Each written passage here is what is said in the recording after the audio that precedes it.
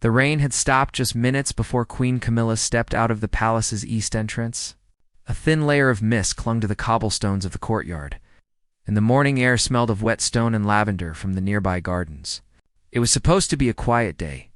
No cameras. No crowds. Just a private walk through the grounds before her afternoon.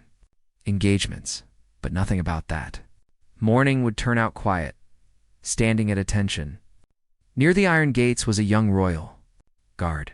His uniform was immaculate, his posture rigid, his expression unreadable beneath the tall bearskin hat. He couldn't have been older than 23. His name was Private James Whitmore, though most people in the palace simply called him Jamie. He had been on duty since 4 in the morning, and his legs ached. But he didn't move. He wouldn't dare. Camilla noticed him immediately. Not because he stood out, but because something about his stance seemed ... off. His shoulders were tight. His breathing was shallow. She had been around enough military personnel to recognize the signs of someone pushing through pain. If you're enjoying this story, consider subscribing so you don't miss what happens next. These real moments remind us that even royals are human. She slowed her pace as she approached him. 2 of her personal aides walked a few steps behind, chatting softly. They didn't notice, but Camilla did. "Good morning," she said warmly. Jamie's eyes flicked toward her for just a second before snapping forward again. "Good morning, Your Majesty." His voice was steady, but there was a tightness in it. Camilla stopped walking. She studied him for a moment, tilting her head slightly. Then, without warning, she said something no one expected. "Sit down, boy." The words hung in the air like a dare. The aides behind her froze mid-sentence. Jamie's jaw tightened. His fingers, hidden behind his back, curled into fists. Sit down during duty? In front of the queen consort?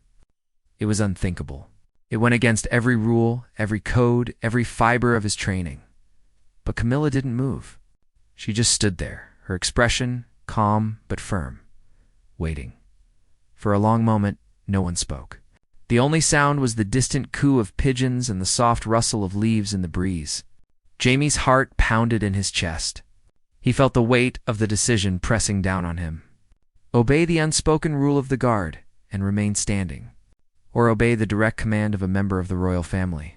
Then slowly, Jamie did something that would be talked about across Britain. For weeks to come, he moved. But what he did next wasn't what anyone expected. And the reason why? That would change everything. Jamie didn't sit.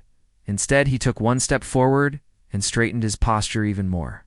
His face remained blank, his eyes fixed straight ahead. But his voice, when he spoke, was louder than before.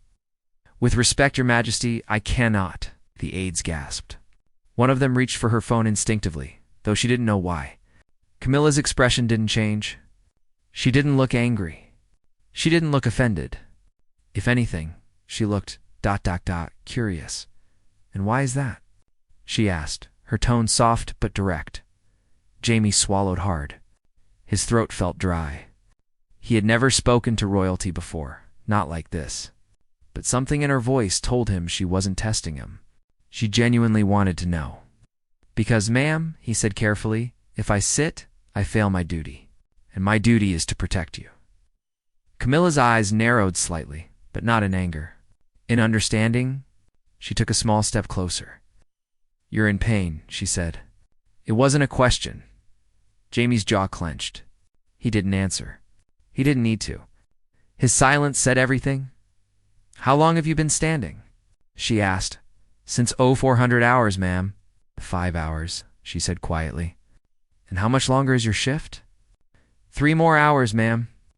Camilla looked down at his legs. His trousers were perfectly pressed, his boots polished to a mirror shine.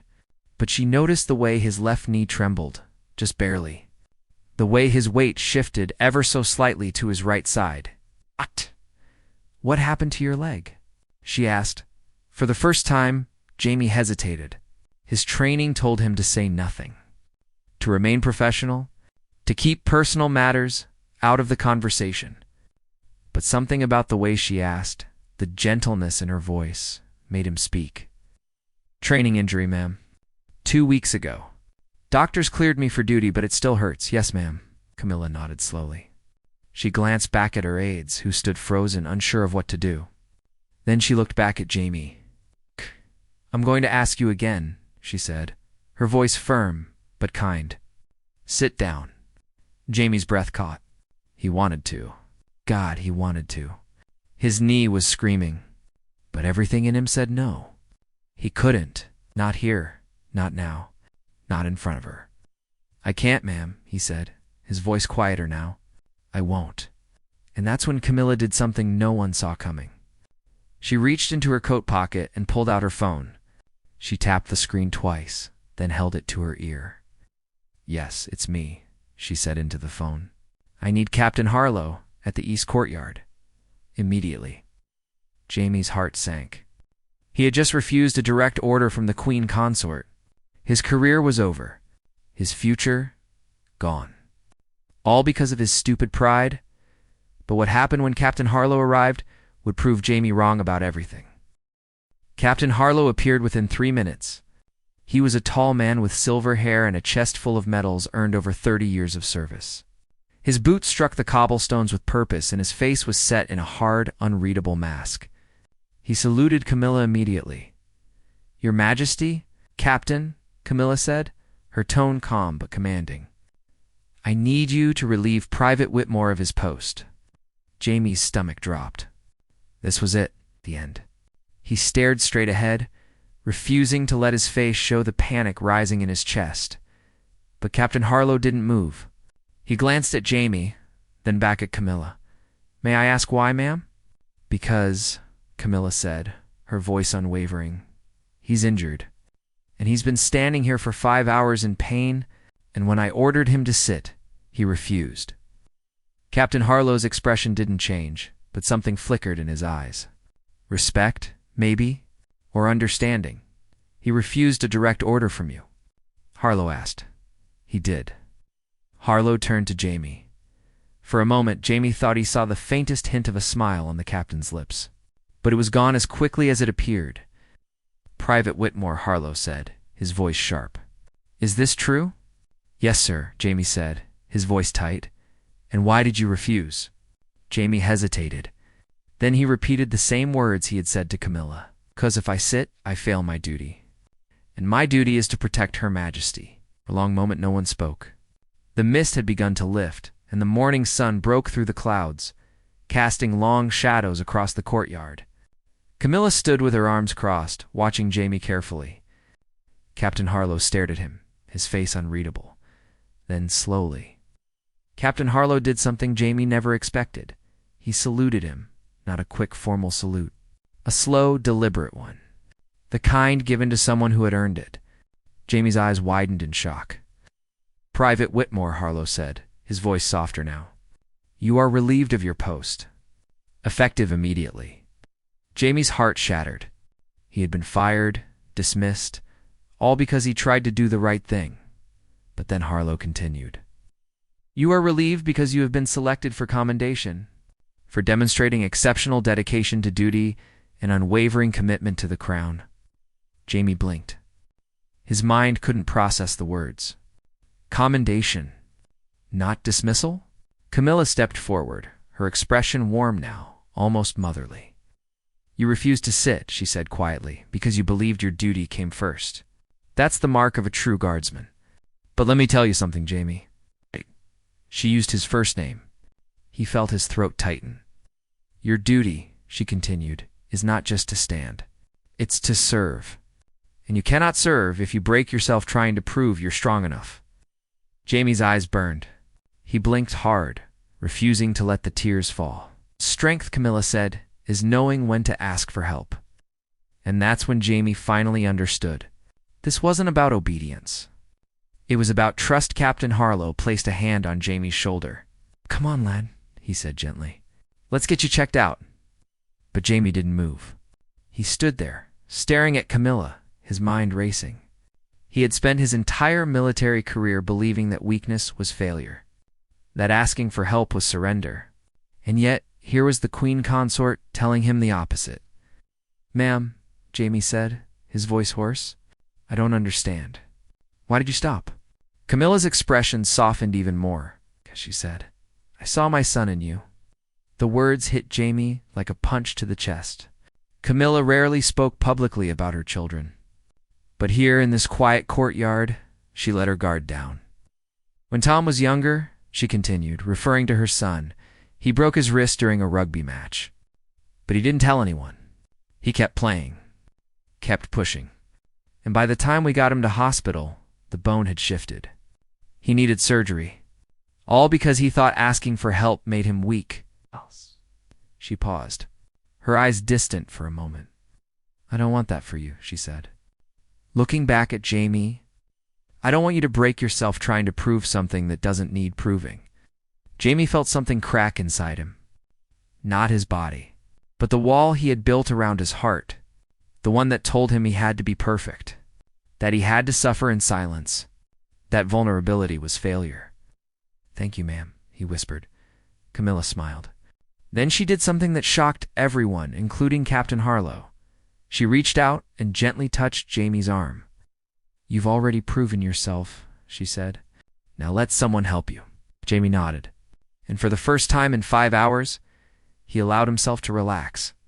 Captain Harlow guided him toward the medical wing, and as they walked, Jamie glanced back over his shoulder. Camilla was still standing there, watching him go. She gave him a small nod, and in that moment, Jamie realized something. True strength wasn't about standing when you were in pain. It was about trusting others enough to catch you when you fell. The story didn't end there. Within hours, word of what happened spread through the palace. Some called it a breach of protocol. Others called it compassion. But everyone agreed on one thing. Camilla had done something extraordinary. By that evening, the Palisade leaked the story to a journalist. Not in a scandalous way, but in a way that highlighted what had really happened. The article was published the next morning under the headline, "Queen Camilla's act of kindness stops royal guard from collapsing on duty." The British public was divided. Some praised Camilla for her humanity. Others criticized Jamie for refusing her order. But the overwhelming response was support. For both of them, Jamie spent 2 days in the medical wing. His knee injury was worse than anyone realized. The doctors told him that if he had continued standing, he could have caused permanent damage. He would have needed surgery, possibly ended his career. But because Camilla stopped him, he was able to recover fully. When Jamie was released, Captain Harlow visited him in his quarters. He brought with him a letter. It was handwritten. On royal stationery. "This is for you," Harlow said, handing it over. "From Her Majesty?" Jamie's hands trembled as he opened it. The letter was short, but every word mattered. "Dear Jamie, strength is not measured by how long you can stand, but by how gracefully you allow yourself to be cared for. You have shown me what true dedication looks like, but you have also reminded me that compassion must always come first. Thank you for your service. And thank you for trusting me. With warmest regards, Camilla Arjami." Read the letter 3 times. Then he folded it carefully and placed it in his uniform pocket. He would keep it there for the rest of his career. 2 weeks later, Jamie returned to duty. But things were different now. The other guards treated him with a new kind of respect. Not because he had stood through pain, but because he had been brave enough to be vulnerable, and Camilla. She continued her quiet acts of kindness. She learned the names of more guards. She asked about their families. She stopped to check in when she noticed someone struggling, because that morning in the courtyard had changed her too. 3 months later, Jamie received an official commendation from Buckingham Palace. The ceremony was small, private, but meaningful. Camilla herself presented him with the medal. For exceptional service and dedication to the crown, she said. Pinning it to his uniform, Jamie stood tall. His knee had healed completely. But more than that, his heart had healed too. "Thank you, ma'am," he said. Camilla smiled. "No, Jamie, thank you." After the ceremony, a reporter asked Camilla why she had stopped that day. Why she had intervened when most people would have walked past? Because, Camilla said simply, we forget sometimes that the people who protect us are human too. They feel pain. They struggle. And they deserve to be seen. Her words went viral. Within days, the story had been shared millions of times across social media. People from around the world commented on how a simple act of kindness had reminded them of their own humanity. Jamie was interviewed as well. He was asked if he regretted refusing Camilla's order. "No," he said, "because it taught me something important. It taught me that true duty isn't about blind obedience. It's about trust. And sometimes the bravest thing you can do is admit you need help." His words resonated with veterans, first responders, and anyone who had ever felt like they had to be strong all the time. The story became a symbol, not just of royal compassion, but of a larger truth that strength and vulnerability are not opposites. They are partners. And that sometimes the most powerful thing a leader can do is stop and say, "I see you, and you matter." Jamie continued his service for many years. He rose through the ranks, eventually becoming a captain himself. And whenever he trained new recruits, he told them the story of the day Queen Camilla told him to sit down. "She didn't see a soldier," he would say. "She saw a person, and that made all the difference." Camilla never sought recognition for what she did. She didn't need to, because the impact of her kindness rippled far beyond that quiet courtyard. It reminded people that compassion is not weakness, that seeing someone's pain and choosing to act is the highest form of courage, and that sometimes the most royal thing you can do is treat someone like they're human. Because at the end of the day, that's all any of us really want: to be seen, to be valued, to be reminded that we're not alone. And on that misty morning, in a quiet courtyard, two people reminded each other of exactly that.